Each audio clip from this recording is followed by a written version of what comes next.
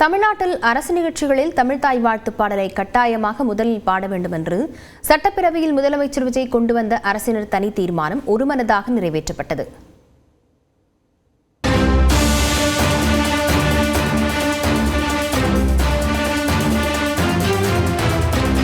நமக்கு தமிழ்னு அடையாளத்தை கொடுத்ததே தமிழ் தானே. ஒரு பேரு, ஒரு சொல்லு, ஒரு மிகப்பெரிய வரலாறுனா அது நம்ம தமிழ் தான். அந்த தமிழை உயர்த்தி பிடிக்கிற தமிழை பின்னாடி தள்ளினா தமிழ்நாடு எப்படி பொறுத்திருக்கும்? அரசு நிகழ்ச்சிகளில் முதலில் தமிழ்த்தாய் வாழ்த்தை கட்டாயம் பாட வலியுறுத்தி பேரவையில் தான் கொண்டு வந்த அரசினர் தனி தீர்மானத்தின் மீது முதலமைச்சர் விஜய் தெரிவித்த கருத்துக்கள் தான் இது. மனோன்மணியம் சுந்தரனார் இயற்றிய நீராறும் கடலுடுத்த என்ற பாடல் தமிழ்நாட்டின் வாழ்த்து பாடலாக உள்ளது. இந்த தமிழ்த்தாய் வாழ்த்தை 1970 நவம்பர் 23 முதல் அரசு விழாக்களில் முதலில் பாட வேண்டும் என்று அரசாணை வெளியிட்டு நடைமுறைக்கு வந்தது. அதன் பின்னர் 2021ஆம் ஆண்டு டிசம்பர் 17 முதல் மாநில பாடலாக அங்கீகாரம் வழங்கப்பட்டது. இந்நிலையில் குடியரசுத் தலைவர், ஆளுநர் உள்ளிட்டோர் பங்கேற்கும் நிகழ்ச்சிகளில் வந்தே மாதரம் தேசிய பாடலின் 6 சரணங்களும் தேசிய கீதம் பாடல் பாடுவதற்கு முன்னதாக பாட வேண்டும் என்று மத்திய அரசு கடந்த பிப்ரவரி மாதம் உத்தரவிட்டது. அதன் அடிப்படையில் தமிழ்நாடு முதலமைச்சராக விஜய் பதவியேற்ற விழாவில் தமிழ் தாய் வாழ்த்து 3வதாக பாடப்பட்டதால் சர்ச்சை எழுந்தது. தொடர்ந்து நெல்லை மனோன்மணியம் சுந்தரனார் பல்கலைக்கழகத்தில் ஆளுநர் அர்லேக்கர் பங்கேற்ற நிகழ்ச்சியிலும் தமிழ் தாய் வாழ்த்து 3வது இடத்திற்கு தள்ளப்பட்டது விமர்சனத்திற்கு உள்ளானது. இந்த சூழலில் அரசு நிகழ்ச்சிகளில் தமிழ் தாய் வாழ்த்து பாடலை கட்டாயம் முதலில் பாட வேண்டும் என்று வலியுறுத்தி சட்டமன்றத்தில் அரசினர் தனி தீர்மானத்தை முதலமைச்சர் விஜய் கொண்டு வந்தார். அப்போது பேசிய அவர், தமிழ் ஒரு மொழி மட்டுமல்ல, நம் உயிர், நம் உணர்வு என்று பெருமிதம் தெரிவித்தார். தாயே நமக்கு மிகப்பெரிய புனிதம்னா நம்ம எல்லாருக்குமான தமிழ் தாய் பற்றி சொல்லவா வேணும்? தாயை போற்றுகிற, வாழ்த்துகிற தமிழ்நாட்டு மண் தமிழ்த்தாய் வாழ்த்து எப்படி விட்டுரும்? விடாது, விடவும் மாட்டோம். தமிழும் தமிழனும் இல்லாத நாடு எது? திரும்பவும் சொல்லலாம், தமிழ் ஒரு மொழி மட்டுமல்ல, அது ஒரு பண்பாடு, அது ஒரு நாகரிகம், அது ஒரு சிந்தனை, அது ஒரு அன்பு. சுருக்கமாக சொன்னால் தமிழ்னா கெத்து, தமிழ்னா பவர். மேலும் தமிழ்த்தாய் வாழ்த்தை முதல்ல பாடணும்னு சொல்கிறது அரசியல் சம்பந்தமான விவாதமாக மாறணுங்கிற அவசியமே இல்லை. இது தமிழர்களின் பொது அடையாளம். தமிழ் தாய் வாழ்த்து பாடலின் மரியாதையை பாதுகாப்பதில் தாவேக அரசு சமரசம் செய்யாது என்று முதலமைச்சர் திட்டவட்டமாக தெரிவித்தார். முதலமைச்சர் விஜய் கொண்டு வந்த அரசினர் தனி தீர்மானத்திற்கு திமுக, அதிமுக, காங்கிரஸ், விசிக ஆதரவு அளித்தன. அடிக்கடி மாறப்படுகிற இந்த சூழலை மாற்றிட மாண்புமிகு முதலமைச்சரும் இந்த அவையும் பேரவைத் தலைவரும் அதை சட்டமாக்கி தந்தால் எவரும் இந்த தவறுக்கு துணை போக மாட்டார்கள். 1000 கருத்து வேறுபாடுகள் இருக்கலாம், ஆனால் தமிழ் என்று வரும்போது நாம் அனைவரும் தமிழர்கள். தமிழின் உரிமை என்று வரும்போது இந்த பேரவை ஒரே குரலில் ஒலிக்க வேண்டும். தமிழ்த்தாய் வாழ்த்தினை நமது மாநில அரசு விழாக்களில் முதலில் பாட வேண்டும் என சட்டமன்றத்தில் ஏகமனதாக முதல்வர் ஏற்படுத்திய தீர்மானத்தை நான் ஆதரிக்கிறேன். மாண்புமிகு முதல்வர் ஜோசப் விஜய் அவர்கள் முன்மொழிந்த இந்த தீர்மானத்தை விடுதலை சிறுத்தைகளின் சார்பில் நாங்கள் வரவேற்கின்றோம். இதேபோன்று பாமக, இந்திய கம்யூனிஸ்ட், இந்திய யூனியன் முஸ்லீம் லீக் கட்சிகளும் ஆதரவு தெரிவித்தன. இதனையடுத்து அரசினர் தனி தீர்மானம் குரல் வாக்கெடுப்பு மூலம் ஒருமனதாக நிறைவேற்றப்பட்டதாக சபாநாயகர் ஜெயஸ்ரீ பிரபாகர் அறிவித்தார். ஒரு நிமிட செய்தி தொகுப்புகள் சிலவற்றை பார்க்கலாம். சென்னை நகர் மற்றும் புறநகரில் நேற்று மாலை கனமழை பெய்தது. சென்னையில் நேற்று பிற்பகல் வெயில் வாட்டி வதைத்த நிலையில் மாலையில் பல்வேறு இடங்களில் கனமழை பெய்தது. எழும்பூர், வேப்பேரி, புரசைவாக்கம், போரூர், வளசரவாக்கத்தில் கனமழை பெய்த நிலையில் புறநகர் பகுதிகளான குன்றத்தூர், பூவிருந்தவள்ளி, நசரத்பேட்டையிலும் கனமழை பெய்தது. ஆவடி, அயப்பாக்கம் பகுதிகளில் சூறைக்காற்றோடு மழை பெய்த நிலையில் மின் விநியோகம் துண்டிக்கப்பட்டது. திருவள்ளூர் மாவட்டத்தில் பூண்டி, புல்லரம்பாக்கம் உள்ளிட்ட பகுதிகளில் காற்றோடு மழை பெய்தது.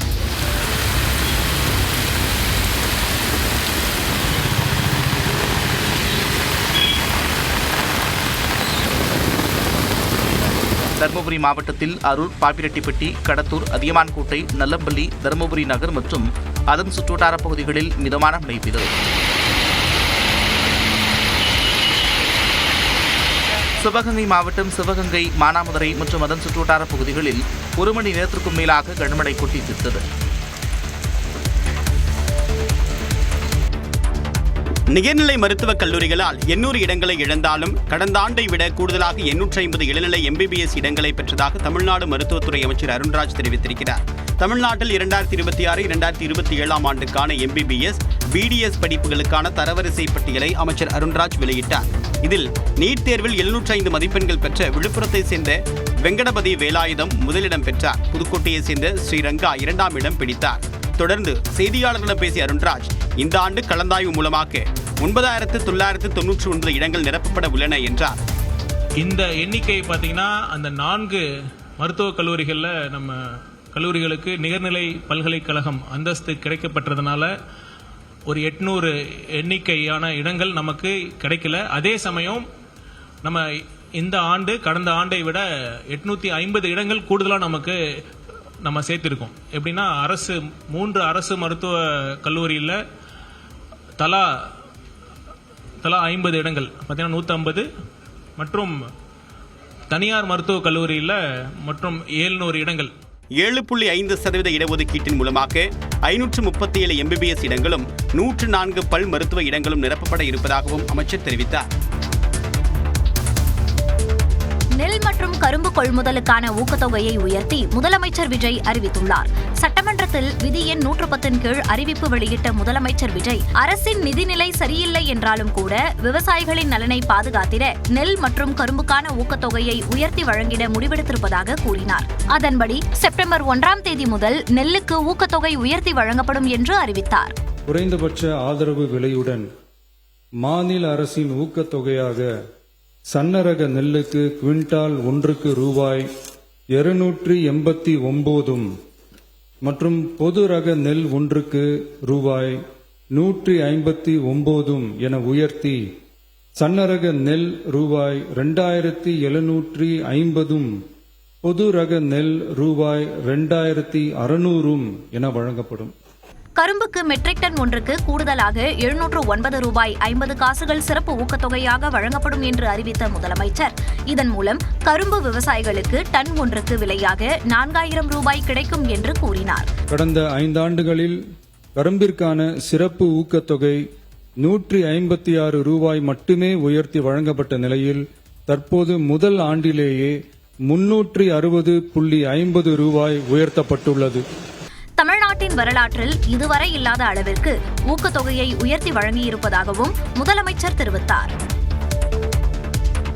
தோல்வியடைந்தால் கட்சி நிர்வாகியால் தோல்வியடைந்திருந்து பழியை தூக்கி போடுகிற இப்படிப்பட்ட தலைவரை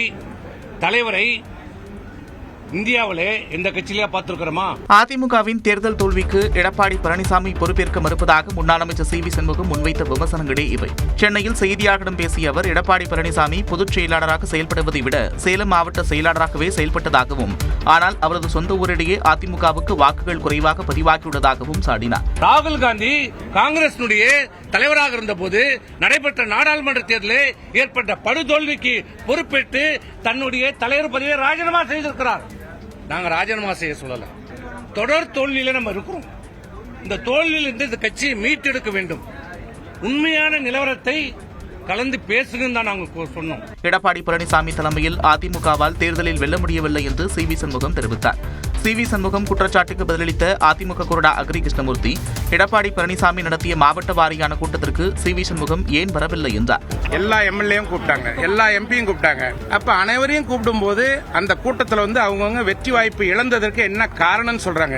ஏன் இவங்க அந்த கூட்டத்துக்கு வரல? வந்து சொல்லணும் இல்லையா? தங்கள் மீதான தவறுகளை மறைக்கவே எடப்பாடி பழனிசாமி மீது சி வி சண்முகம் குற்றம் சாட்டுவதாக அக்ரி கிருஷ்ணமூர்த்தி கூறினார். சட்டமன்ற தேர்தலின் போது ஒரு வேட்பாளர் 40 லட்சம் ரூபாய் செலவு செய்வதற்கு அனுமதி உள்ள நிலையில் முதலமைச்சர் விஜய் பெரம்பூர் தொகுதியில் 22,50,000 ரூபாய் மட்டுமே செலவிட்டுள்ளார். ஏப்ரல் மாதம் நடைபெற்ற தமிழ்நாடு சட்டப்பேரவைத் தேர்தலில் முதன்முறையாக களம் கண்ட விஜய் தலைமையிலான தமிழக வெற்றிக் கழகம் ஆட்சியை கைப்பற்றியது. தேர்தலின் போது வேட்பாளர்கள் செலவு செய்த விவரங்களை தாக்கல் செய்துள்ள நிலையில் அமைச்சர்களில் அதிகபட்சமாக கோபிச்செட்டிப்பாளையம் தொகுதியில் போட்டியிட்டு வெற்றி பெற்ற செங்கோட்டையன் 24,06,613 ரூபாய் செலவு செய்துள்ளார். அதற்கடுத்தபடியாக பெரம்பூர் தொகுதியில் வென்ற முதலமைச்சர் விஜய் 22,50,106 ரூபாய் செலவு செய்துள்ளதாக குறிப்பிட்டுள்ளார். 1000 விளக்கு தொகுதி எம்எல்ஏவான சபாநாயகர் ஜே.சி.டி. பிரபாகர் 14,41,289 ரூபாயும், மேலூர் தொகுதியில் வென்ற காங்கிரஸைச் சேர்ந்த அமைச்சர் விஸ்வநாதன் 13,45,936 ரூபாயும் செலவு செய்துள்ளனர். கிணத்துக்கடவு தொகுதியில் வென்ற மதுவிலக்கு மற்றும் ஆயத்தீர்வைத்துறை அமைச்சர் விக்னேஷ் 13,91,523 ரூபாயும், ஆர்கே நகரில் வென்ற நிதியமைச்சர் மரியவில்சன் 11,74,376 ரூபாயும் செலவிட்டுள்ளனர். வேளச்சேரியில் வென்ற அமைச்சர் குமார் 8,50,379 ரூபாயும், சிவகாசியில் வெற்றி பெற்ற அமைச்சர் கீர்த்தனா 8,29,000 ரூபாயும், எழும்பூர் தொகுதியில் வென்ற பள்ளிக்கல்வித்துறை அமைச்சர் ராஜ்மோகன் 6,41,481 ரூபாயும் தேர்தலுக்காக செலவு செய்துள்ளனர். திருச்செங்கோடு தொகுதியில் வென்ற முன்னாள் IRS அதிகாரி அமைச்சர் அருண்ராஜ் 4,58,388 ரூபாய் மட்டுமே செலவு செய்துள்ளதாக கணக்கு தாக்கல் செய்துள்ளார். கடந்த 12 ஆண்டுகளில் மத்திய பாஜக அரசு மூலமாக ஏற்படுத்தப்பட்ட வேலைவாய்ப்புகளின் விவரங்கள் குறித்து திமுக MP தயாநிதி மாறன் கேள்வி எழுப்பியுள்ளார். வேலைவாய்ப்புத்துறை அமைச்சர் மன்சுக் மாண்டவியாவிடம் தயாநிதி மாறன் எழுத்துப்பூர்வமாக சமர்ப்பித்திருக்கூடிய கேள்விகளில் அரசின் முக்கிய வேலைவாய்ப்பு திட்டங்களின் கீழ் 2014ஆம் ஆண்டு முதல் உருவாக்கப்பட்ட உண்மையான வேலைவாய்ப்புகள் குறித்து அரசு ஏதேனும் விரிவான ஆய்வை நடத்தியுள்ளதா? அவ்வாறு எனில் அத்திட்டங்கள் மற்றும் ஆண்டு வாரியாக அதன் விவரங்களை தருமாறு கேட்டுள்ளார். நிரந்தர வேலைவாய்ப்பு, ஒப்பந்த அடிப்படையிலான வேலைவாய்ப்பு, தற்காலிக வேலைவாய்ப்பு குறித்த விவரங்களையும் கேட்டுள்ளார். சுய தொழில் மற்றும் ஆன்லைன் டெலிவரி அடிப்படையிலான வேலைவாய்ப்புகளுக்கு இடையிலான வேறுபாடுகளை தருமாறும், அத்தகைய வேலைவாய்ப்புகள் உண்மையானவைகளா என்றும் அந்த வேலைவாய்ப்புகள் தொடர்ந்து கிடைக்குமா என்றும் கேட்டுள்ளார்.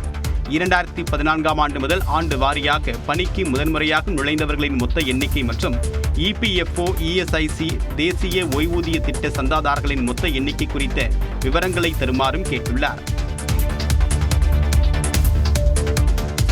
வரைக்கும் மோதி பாத்துறணும். நம்ம தல அஜித் சார் சொன்ன மாதிரி தான்,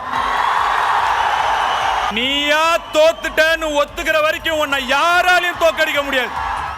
தனது பிறந்த நாளை ஒட்டி நடிகர் தனுஷ் இப்படி பேசிய நிலையில் அவர் அரசியல் கட்சியை தொடங்குவாரா என்ற எதிர்பார்ப்பு எழுந்தது. சமீபத்தில் தனுஷ் ரசிகர்கள் அவரது இயக்கத்திற்கான கொடியை அறிமுகம் செய்தபோது தமிழ்நாடு அரசியல் களம் பற்றிக் கொண்டது. இதனைத் தொடர்ந்து தனது பிறந்தநாள் விழாவில் பேசிய தனுஷ் ரசிகர்களை புகழ்ந்து பேசினார். யார் வந்தாலும் போனாலும், யார் வாய் என்ன பேசினாலும் நாங்க இருக்கோம் 24 வருஷமா என் கூட நிக்கிற தூண்கள் கூட்டம் இல்ல, என் குடும்பம், என் அசுர குடும்பம். இந்நிலையில் கோவை மாவட்டத்தில் உள்ள சட்டப்பேரவை தொகுதிகளில் உறுப்பினர் சேர்க்கையை தொடங்க தனுஷ் ரசிகர் மன்றம் உத்தரவிட்டுள்ளது. குறிப்பாக கோவை மாவட்ட ரசிகர் மன்றத்தை 2ஆக பிரித்து கோவை வடக்கு மாவட்டத்திற்குள் கோவை வடக்கு, கவுண்டம்பாளையம், சிங்காநல்லூர், சூலூர், மேட்டுப்பாளையம் தொகுதிகளும், கோவை தெற்கு மாவட்டத்தில் கோவை தெற்கு, துண்டாமுத்தூர், கிணத்துக்கடவு, பொள்ளாச்சி, வால்பாறை உள்ளிட்ட தொகுதிகளும் வரும் வகையில் அறிவிப்பு வெளியிடப்பட்டுள்ளது. மேலும் 10 சட்டமன்ற தொகுதிகளில் நற்பணி இயக்கத்தை தொடங்கி உறுப்பினர்களை சேர்க்க சம்பந்தப்பட்ட மாவட்ட நிர்வாகிகளை தொடர்பு கொள்ளுமாறு அனைத்திந்திய தலைமை தனுஷ் நண்பர்கள் நற்பணி மன்றம் உத்தரவிட்டுள்ளது. இந்த அறிவிப்பு தனுஷ் விரைவில் அரசியலுக்கு வருவாரா என்ற எதிர்பார்ப்பை அதிகரிக்கச் செய்துள்ளது. தமிழ் உச்சரிப்பு தொடர்பாக சட்டப்பேரவையில் காரசார விவாதம் நடைபெற்றது. விவாதத்தில் அமைச்சர் மரியவில்சன் ஆவேசமாக தெரிவித்த சில கருத்துகள் அரசியல் தளத்தில் விமர்சனத்திற்குள்ளாகி இருக்கின்றன. ஆங்கில உச்சரிப்பு மிக நேர்த்தியாக இருந்தது. தமிழில் பல சொற்றொடர்களை அவர்கள் பேசாமல் விட்டுவிட்டார்கள். சில சொற்றொடர்கள் இலக்கண பிழையாக அமைந்தது.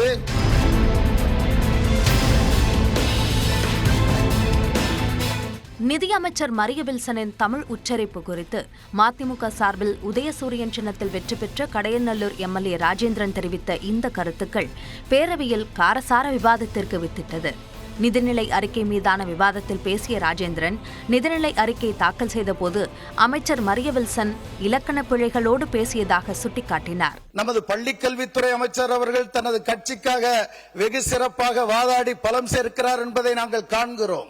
நமது நிதியமைச்சர் அவர்கள் வருங்காலத்தில் அந்த பிழையின்றி பட்ஜெட் வாசிக்கக்கூடிய வாய்ப்பு அவருக்கு இருக்குமேயானால் நீங்கள் அதற்கான முயற்சிகளை செய்ய வேண்டும் என்று பணிவோடு நான் கேட்டுக்கொள்கின்றேன். அவருக்கு பதிலளித்து பேசிய அமைச்சர் ராஜ்மோகன் வட்டார மக்களின் பேச்சு வழக்கிலும் தமிழ் தவழ்ந்து கொண்டிருப்பதாக குறிப்பிட்டார். அன்பிற்கினிய சகோதரர் வாஞ்சையோடு எனது தமிழை பாராட்டி நிதியமைச்சர் என்னோடு தமிழ் வகுப்பு எடுத்துக்கொள்ள வேண்டும் என்று சொன்னார். அப்படி பார்த்தால் மதிப்பிற்குரிய எதிர்க்கட்சி தலைவர் என்ன சங்க தமிழில் பேசுகிறார், அவரே இயல்பான தமிழில் தான் பேசுகிறார். தொடர்ந்து பேசிய அமைச்சர் மரியவில்சன் தனது கிறிஸ்தவ மதம் தனக்கு அன்பு என மொழியை பயிற்றுவித்துள்ளதாக கூறினார். எனக்கு ஒரு மொழி என்னோட கிறிஸ்டியானிட்டி கற்றுக் கொடுத்திருக்கு. அன்பு மொழி, அமைதி மொழி, இரக்கத்தின் மொழி. இது பாதி பேருக்கு எவ்வளவு தமிழ் படிச்சாலும் தெரியாது. நான் பைபிள படிச்சிருக்கேன். Born Christian. அமைச்சரின் பேச்சுக்கு சமூக வலைதளங்களில் ஏற்கனவே பெரும் விமர்சனங்கள் எழுந்த நிலையில் அவர் ஆவேசமாக பதிலளித்தார். சபாநாயகர் ஜேசிடி பிரபாகர் அவரை சமாதானம் செய்ய முயன்றார். நான் உங்களுக்கு அட்வைஸ் கொடுக்குறேன், நீங்க தமிழ்ல இப்படி பேசி எனக்கு யூனிக் இப்படிதான் பேச முடியும். அக்செப்ட் பண்ணுங்க. நான் உங்களுக்கோசம் சேஞ்ச் பண்ண முடியாது. நான் இப்படிதான் பேசுவேன். மக்கள் புரிந்து கொள்ளுகிற வகையில் நீங்கள் நன்றாக தான் பேசினீர்கள். அதோட பிரச்சனை முடித்து அதான் சொல்றேன். மாண்புமிகு பேரவைத் தலைவர் லைட்டர் வெயின்ல எடுத்துக்கோங்க. சமாதானமாகாத அமைச்சர் கேலி செய்கிறீர்களா என திமுகவினரை பார்த்து கூறிவிட்டு தனது மைக்கை வேகமாக தள்ளிவிட்டு அமர்ந்தார். ஏன் செயல் இதுதான். அவருக்கோசம் நான் மாத்திக்க முடியாது, எல்லாருக்கும் நான் மாத்திக்க முடியாது. இல்ல மாண்பு உறுப்பினர் உட்கார. மாண்பு அமைச்சர் கேலி பண்றீங்களா? இதனைத் தொடர்ந்து பேசிய எம்எல்ஏ ராஜேந்திரன் யாரையும் புண்படுத்தும் வகையில் பேசவில்லை என்றார். பின்னர் பேசிய முன்னாள் அமைச்சர் ஏவாவேலு அமைச்சரின் பேச்சு வழக்கில் தவறில்லை என்று கூறினார். தென்னார்காடு மாவட்டத்தில் எல்லாம் பார்த்தீங்கன்னா 82, 83 தான் சொல்லுவாங்க. 82, 83 சொல்லுவாங்க. பழக்கம். ஏன்னா என்னுடைய அண்ணனுடைய மாப்பிள்ளானால அவர் கல்யாணம் பண்ற காலத்துல தெரியும், அப்படிதான் பேசுவார். அவர் எனக்கே தெரியும். அவர் கன்னி பேச்சில ஒரு நகைச்சுவையாக சொல்லுன்ற அடிப்படையில் அவர் சொல்லப்பட்டதே ஒழிய அதான் நீங்க சிரிச்சாகனா நீங்க எப்பவுமே பேசுற மாதிரி. இந்த நிலையில் தமிழ் மொழியின் ஆளுமையுடன் ஒரு மதத்தை ஒப்பிட்டு பேசுவது சரிதானா என அமைச்சர் மரிய வில்சனுக்கு பாஜக மாநில தலைவர் நயினார் நாகேந்திரன் கேள்வி எழுப்பியுள்ளார்.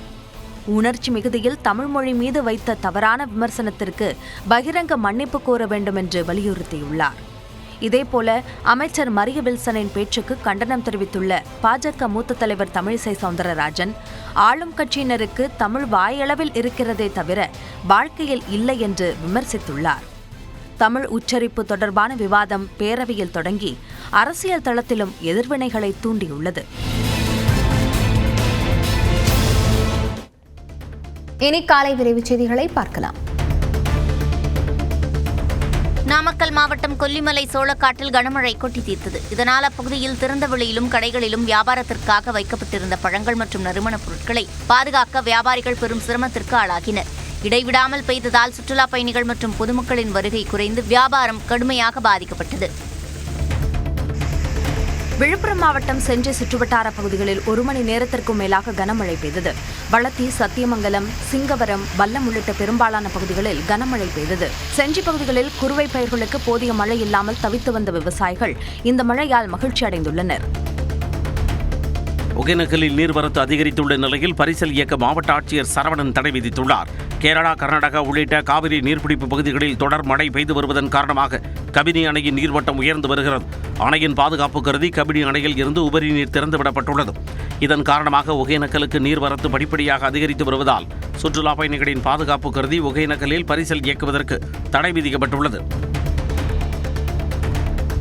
விருதுநகர் மாவட்டம் சதுரகிரி மலைப்பகுதியில் காட்டுத்தீ பற்றி எரிந்து வருவதன் காரணமாக பக்தர்கள் சதுரகிரி சுந்தர மகாலிங்கம் கோவிலுக்கு செல்ல தடை விதிக்கப்பட்டுள்ளது. சதுரகிரி சுந்தர மகாலிங்கம் கோவிலில் ஆடி அமாவாசை திருவிழா நடைபெற்று வரும் நிலையில் சிறுவில்லிபுத்தூர் மேகமலை புலிகள் காப்பகத்திற்கு உட்பட்ட வத்தராயிருப்பு சதுரகிரி மலைப்பகுதியில் காட்டுத்தீ ஏற்பட்டது. இதனால் பக்தர்களின் பாதுகாப்பை கருத்தில் கொண்டு இன்று பக்தர்கள் சதுரகிரி சுந்தர மகாலிங்கம் கோவிலுக்கு மலையேறி தரிசனம் செய்ய தடை விதித்து மதுரை மற்றும் விருதுநகர் மாவட்ட ஆட்சியர்கள் உத்தரவிட்டுள்ளனர். சென்னை மெரினா கடற்கரை முதல் பெசன்ட் நகர் கடற்கரை பகுதி வரை 32 இடங்களில் பயன்பாட்டில் இல்லாத இலவச வைஃபை வசதி மீண்டும் மக்கள் பயன்பாட்டிற்கு வந்தது. முதலமைச்சர் விஜயின் உத்தரவுப்படி உழைப்பாளர் சிலை முதல் கலங்கரை விளக்கம் வரை 27 இடங்களிலும் பெசன்ட் நகர் கடற்கரை பகுதியில் 5 இடங்களிலும் இலவச வைஃபை வசதி மீண்டும் செயல்பாட்டிற்கு கொண்டுவரப்பட்டுள்ளது. கூடலூர் பாடாந்துறை கிராமத்தில் 2 யானைகள் ஒன்றன் பின் ஒன்றாக வீட்டின் முன்பு வலம் வந்த சிசிடிவி காட்சிகள் பதிவாகி மக்களிடையே அச்சத்தை ஏற்படுத்தியுள்ளது. அதிகாலை நேரத்தில் யானை ஒன்று மெதுவாக நடந்து வீட்டு வாசல் வழியாக சென்றது. அதன் பின்பு மற்றொரு யானை நடந்து வந்தது. இந்த நிலையில் வனத்துறையினர் கண்காணிப்பு பணியை தீவிரப்படுத்தி யானைகளை அடர்ந்த வனப்பகுதிக்குள் விரட்ட கோரிக்கை விடுத்துள்ளனர். தலித் கிறிஸ்தவர்களை எஸ்சி பட்டியலில் சேர்க்க வலியுறுத்தி கொடைக்கானல் புனித சலேத் அன்னை ஆலய வளாகத்தில் கருப்பு கொடி ஏற்றப்பட்டது. தங்களுக்கு உரிய சலுகைகள் கிடைக்கும் வகையில் தங்களை எஸ்சி பட்டியலில் சேர்க்க வேண்டுமென மத்திய அரசுக்கு தலித் கிறிஸ்தவ மக்கள் தொடர் கோரிக்கை விடுத்து வருகின்றனர். இதன் ஒரு பகுதியாக புனித சலேத் அன்னை ஆலய வளாகத்தில் கருப்பு கொடி ஏற்றி எதிர்ப்பை பதிவு செய்தனர்.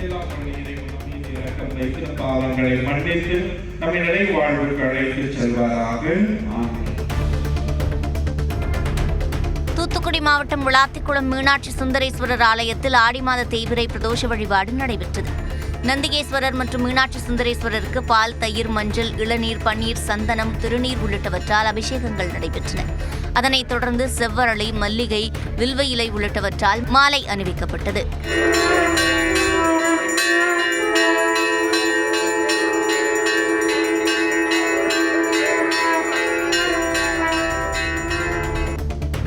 திருப்பூர் மாவட்டம் சேலம் கோவை தேசிய நெடுஞ்சாலை தெக்கலூர் பகுதியில் இளைஞர்கள் ஆபத்தான முறையில் பைக் சாகசங்கள் செய்து ரீல்ஸ் எடுத்த வீடியோ சமூக வலைதளங்களில் வைரலாகி வருகிறது. நம்பர் பிளேட் இல்லாத இருசக்கர வாகனத்தில் தனியாகவும் இருவராகவும் அமர்ந்து சாகசத்தில் ஈடுபட்டதை காரில் வந்தவர்கள் வீடியோ எடுத்து பதிவிட்டுள்ளனர். மற்ற வாகன ஓட்டிகளின் உயிருக்கு அச்சத்தை ஏற்படுத்தும் வகையில் செயல்பட்ட இளைஞர்கள் மீது கடும் நடவடிக்கை எடுக்க வேண்டும் என்று சமூக ஆர்வலர்கள் கோரிக்கை விடுத்துள்ளனர்.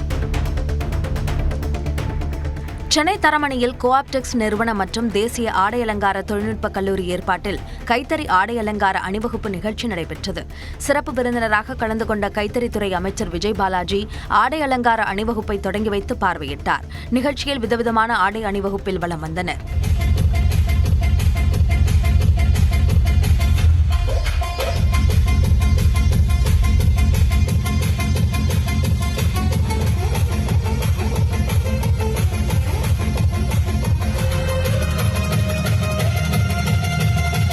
கொலம்பியாவில் ஏற்பட்ட சக்தி வாய்ந்த நிலநடுக்கத்தில் சிக்கி 100க்கும் மேற்பட்டோர் உயிரிழந்தனர்.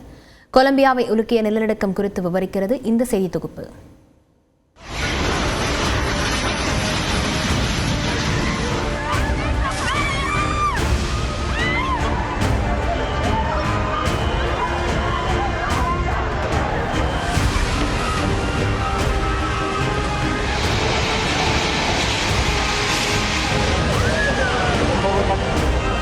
கொலம்பியாவில் ஏற்பட்ட சக்தி வாய்ந்த நிலநடுக்கத்தால் அங்குள்ள கட்டடங்கள் குலுங்கி சடசடவென சரியும் கோர காட்சிகளே இவை.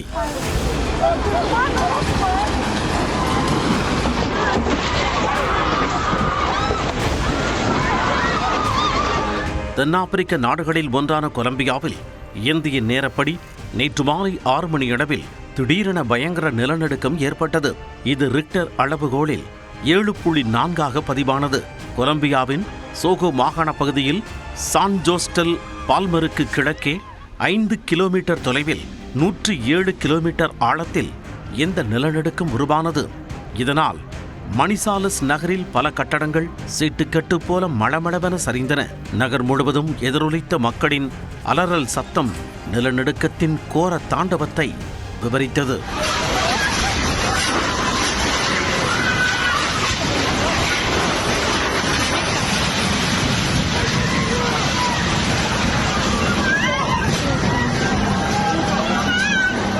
இடிபாடுகளில் சிக்காமல் இருக்க மக்கள் அலறி அடித்துக் கொண்டு கட்டடங்களில் இருந்து வெளியேறினர்.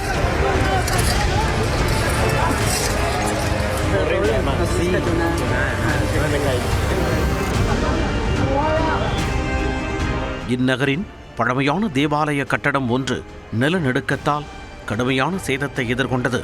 பயங்கர சத்தத்துடன் கட்டடத்தின் பாகங்கள் இடிந்து விழுந்தன.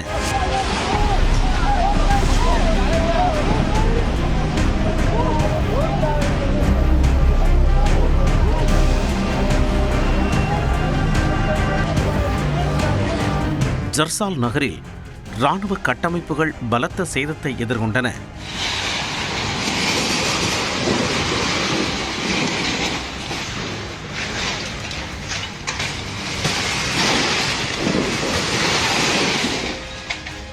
காலி நகரில் மருத்துவமனையின் கட்டடம் இடிந்து விழுந்ததில் வளாகத்தில் நிறுத்தப்பட்டிருந்த ஆம்புலன்ஸ் வாகனங்கள் சேதமடைந்தன. நகர் முழுவதும் சேதங்கள் உணரப்பட்டது. பெரேரா நகரில் மட்டும் குடியிருப்புகள், வணிக வளாகங்கள், கடைகள் இடிந்து விழுந்ததில் குறைந்தது 20 பேர் உயிரிழந்தனர்.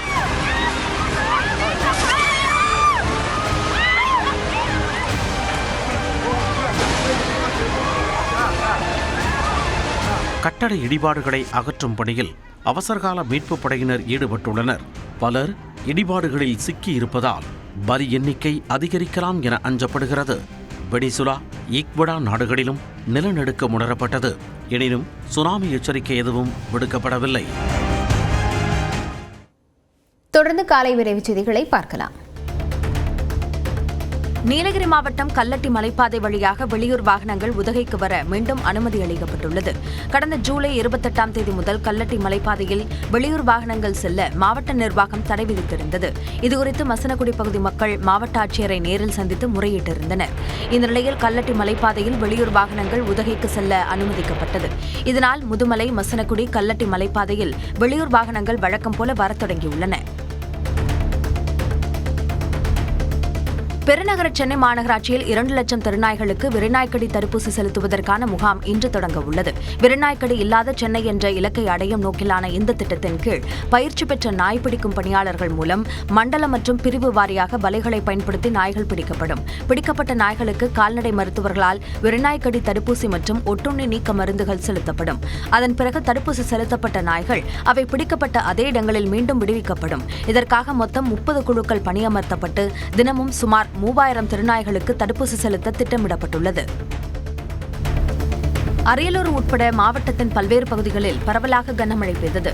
அரியலூர், ஜெயங்கொண்டம், திருமானூர், ஆண்டிமடம், செந்துறை, வஞ்சனபுரம், அங்கனூர் உள்ளிட்ட பல்வேறு பகுதிகளில் மழை பெய்தது. கோடைமழை காரணமாக வெப்பம் தணிந்து குளிர்ச்சியான சூழல் நிலவியதால் மக்கள் மகிழ்ச்சியடைந்தனர். திருவள்ளூர் மற்றும் அதனை சுற்றியுள்ள பகுதிகளில் இடி, மின்னல், பலத்த காற்றுடன் கூடிய மழை பெய்தது.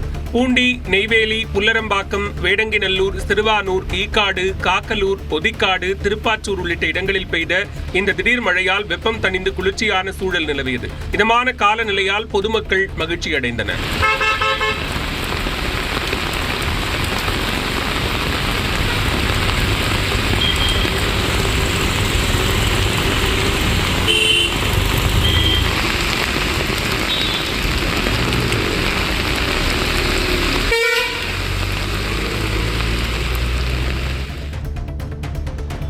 ராணிப்பேட்டை மாவட்டம் ஆற்காடு ஆரணி சாலையில் உள்ள சணல் சாக்கு குடோனில் மின்கசிவு காரணமாக பயங்கர தீ விபத்து ஏற்பட்டது. தீ வேகமாக பரவிய நிலையில் சம்பவ இடத்திற்கு விரைந்த தீயணைப்புத் துறையினர் ஜேசிபி எந்திரத்தின் மூலம் குடோனின் சுவரை இடித்து 2 மணி நேரம் போராடி தீயை அணைத்தனர். இந்த விபத்தில் சுமார் 10 லட்சம் ரூபாய் மதிப்பிலான சாக்குகள் தீயில் கருகின. சம்பவம் குறித்து காவல்துறையினர் வழக்கு பதிவு செய்து விசாரணை நடத்தி வருகின்றனர். தேனி மாவட்டம் பெரியகுளம் அரசு மருத்துவமனையில் மூக்கில் சிகிச்சை பெற்ற 14 வயது சிறுவன் நிவாஸ் தவறான சிகிச்சையால் கோமா நிலைக்கு சென்ற நிலையில் நேற்று உயிரிழந்தார். 2 மாத சிகிச்சைக்கு பின் சிறுவன் உயிரிழந்த நிலையில் மயக்கவியல் மருத்துவர் ஹரிஹரன் மற்றும் கண்காணிப்பாளர் குமார் மீது வழக்கு பதிவு செய்ய கோரி இளம் வழக்கறிஞர்கள் சங்கத்தினர் தேனி எஸ்பி அலுவலகத்தில் புகார் மனு அளித்தனர். மேலும் உடற்கூறாய்வை வீடியோ பதிவு செய்யவும் இழப்பீடு வழங்கவும் வலியுறுத்தப்பட்டுள்ளது. கோவை மாவட்டம் சூலூர் பகுதியில் கஞ்சாவை விற்பனைக்காக பதுக்கி வைத்திருந்தவரை காவல்துறையினர் கைது செய்தனர். ரகசிய தகவலின் பேரில் சூலூர் போட் ஹவுஸ் பகுதியில் காவல்துறையினர் சோதனை மேற்கொண்டனர். அதில் வேலூர் மாவட்டத்தைச் சேர்ந்த மணி என்ற இளைஞர் 4 கிலோ 800 கிராம் கஞ்சாவை விற்பனைக்காக பதுக்கி வைத்திருந்தது தெரியவந்தது. இதனையடுத்து அவரை கைது செய்த காவல்துறையினர் பதுக்கி வைத்திருந்த கஞ்சாவை பறிமுதல் செய்தனர். கரூர் மாவட்டம் குளித்தலையில் தென்கரை பாசன வாய்க்காலில் தண்ணீர் திறக்க வலியுறுத்தி 300க்கும் மேற்பட்ட விவசாயிகள் காத்திருப்பு போராட்டத்தில் ஈடுபட்டனர்.